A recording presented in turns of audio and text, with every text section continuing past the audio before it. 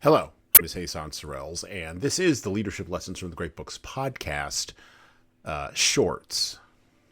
There's no co-host on these shorts episodes.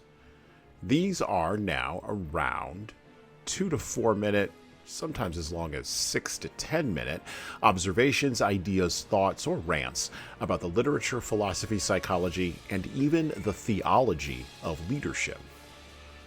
Because listening to me talk about leadership for now around 2 to 4 minutes is still better than reading and trying to understand yet another business book. Even that business book your coworker won't stop raving about because it quote-unquote changed their life, but you can't see any difference in their leadership behavior. So how good could that author be? The anthem of a generation had this iconic line from, the anthem. Here we are now. Entertain us. It is, this anthem, at its core, a song of cynicism and anxiety, but also it is a song of distance from the one core trait that could fuel, or could be the fuel, toward a mode of leadership that would be replicable across time. Sincerity is at the heart of any and all leadership acts.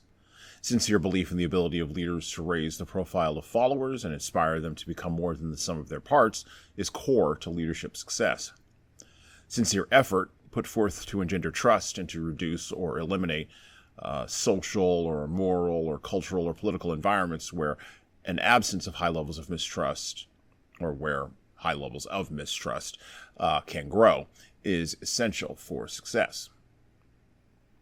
Sincerity requires not only caring about your fellow man and their emotional state, as they are your fellow man and as they have emotions, but it also requires that you care about what you as a leader bring to the table. Sincerity and empathy are often confused with each other, but they are not the same. Empathy can be, and often is in our current leadership culture, weaponized for the purpose of manipulating other people. But sincerity requires genuine, unshakable belief. It also requires you to be a bit vulnerable. And belief requires faith. Not in the permanence of people or institutions, those can and often do fail, but in the permanence of a power higher than that which shows up merely to entertain. Also, faith in the permanence of things and institutions that have withstood the test of time, like family, tradition, and community. The generation in leadership right now, Generation X, standing as an exemplar to the world, to the next two generational cohorts of what leadership should show up like in the world, must finally, at this time in history, abandon its long-held facade, well worn over the last 30 years of cultural warring in the West, that facade of distant cynicism, and they must adopt the sincerity designed to actually care about leading people. And well, that's it for me. Thank you for listening to the Leadership Lessons from the Great Books podcast today. And now that you've made it this far, you should subscribe to the audio version of this show on all the major podcast players, including Apple iTunes, Spotify, YouTube Music, and everywhere else where podcasts are available.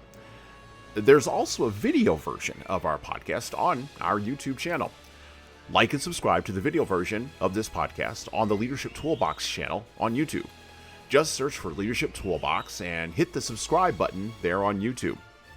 And while you're doing that, leave a 5-star review if you like what we're doing here on Apple, Spotify, and YouTube. Just go below the player and hit 5 stars. We need those reviews to grow, and it's the easiest way to help grow this show. And tell all your friends, of course, in leadership. By the way, if you don't like what we're doing here, well, you can always listen to another leadership show.